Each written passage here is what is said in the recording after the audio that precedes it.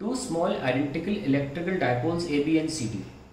Dipole देख रहे हो, plus Q and minus Q A B, और दूसरा dipole plus Q and minus Q C D. ऐसे दो डायपोल्स हैं यार। ऐसे देखने से अच्छा इनको वेक्टर फॉर्म में बना लेते हैं, है ना।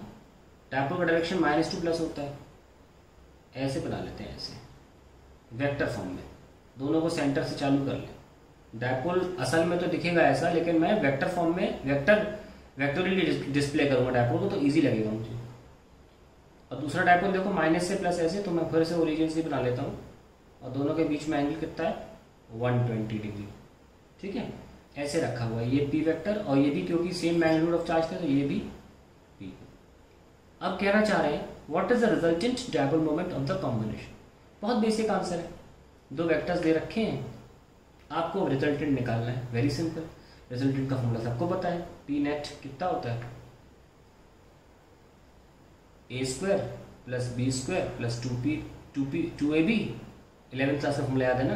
तो यहाँ दोनों ए और बी पी का रोल प्ले कर रहे हैं, और कॉस थीटा कितना है कॉस 120। तो कितना आया P square plus P square cos 120 -2 होता है -1/2, ये कैंसिल, प्लस पी स्क्वायर और माइनस पी स्क्वायर कैंसिल हो गए, क्या बचा अंदर तो square root of P square, यानी कि सिर्फ पी। तो अल्टीमेटली दोनों का रिजल्टेंट क्या आया पी। अब ध्यान से देखिए डायग्राम कैसे बनेगा। इतना तो 90 है, इतना हो गया 30। ठीक है, तो अगर ये मैग्नीट्यूड पी है तो सामने वाला कितना हुआ p/2, क्योंकि सामने वाला क्या होता है p sin थीटा। आप चाहे तो लगा के देख लें, sin theta sin 30 degree is equal to perpendicular. मान लो ये x था और हाइपोटेन्यूज की वैल्यू p थी, तो x कितना आया p into sine 30, that is p/2। ठीक है, और हमारा जो रिजल्टेंट है वो कितना आया p आया ना। तो और दूसरी बात हम सबको पता है पैरेललोग्राम में आजू बाजू की साइड सेम लेंथ की बनाई जाती है, तो ये p है, और हम यहाँ तक तो रुक नहीं सकते, यहाँ तक तो p/2 फिट आया। पूरा p फिट आने के लिए और आगे चलो, मैंने पहले सॉल्व कर लिया 30 डिग्री से कि ये सामने वाला से p/2 है, और हमें तो पैरेललोग्राम लॉ वेक्टर एडिशन करना है और दिखा के रखना है कि p देखो p मैग्नीट्यूड आया एडिशन करने पर भी, तो इसलिए थोड़ा सा हम ऊपर ले गए। तो ये जितना है उतना ही ले जाते हैं ना, इतना तो पता ही होगा पैरेललोग्राम लॉ वेक्टर एडिशन में, और डायरेक्शन भी सेम रखते हैं, तो ये एरो अप होगा और फिर ये देखो ये हो गया इधर। ठीक है, अब ये आपका फाइनल आंसर है, तो ये आपका आंसर आ गया पी, क्योंकि हमने फॉर्मूले से भी निकाल लिया कि रिजल्टेंट जो है तो वेक्टर्स का पी आएगा। अब नोटिस करिए, मैं इसको नया बना लेता हूँ कि हमारा आंसर कैसा आया। ये पी है ना, ये भी पी है और ये भी पी है ना। तो एक तरह से कैसा हो गया इक्विलैटरल ट्रायंगल। ये 30, ये भी 30 होगा, क्योंकि 30 ऑलरेडी हमको पता था। ये 60 की जरूरत नहीं है, तो ये हमने फाइनली ऐसे हमने नेट डायपोल मोमेंट निकाल लिया। उसका आंसर है पी, और at an angle of 30 degree ऐसे लिख लीजिए पी, यहाँ के बाद लिख लीजिए at 30 degree with the horizontal axis.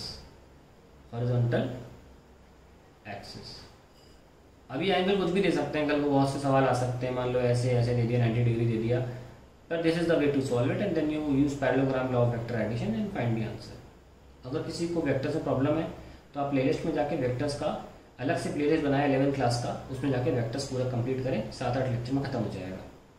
अब बारी आती है हमारे सेकेंड पार्ट की। हमने नेट पार्ट एक पार्ट तो कर लिया है।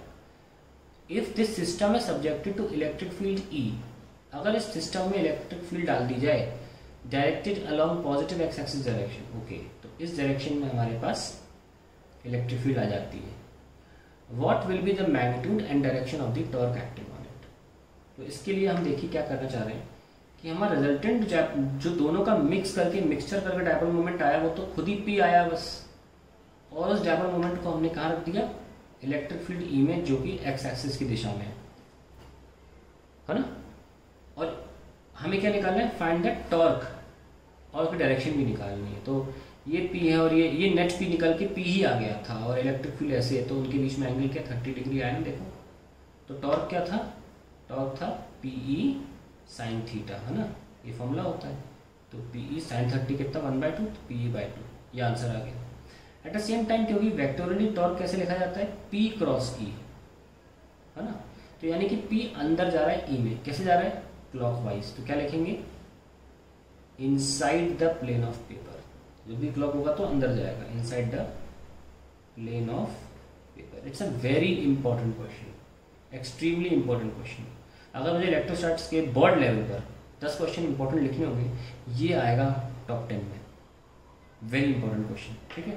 तो अच्छी तरीके से इसको समझ लेना।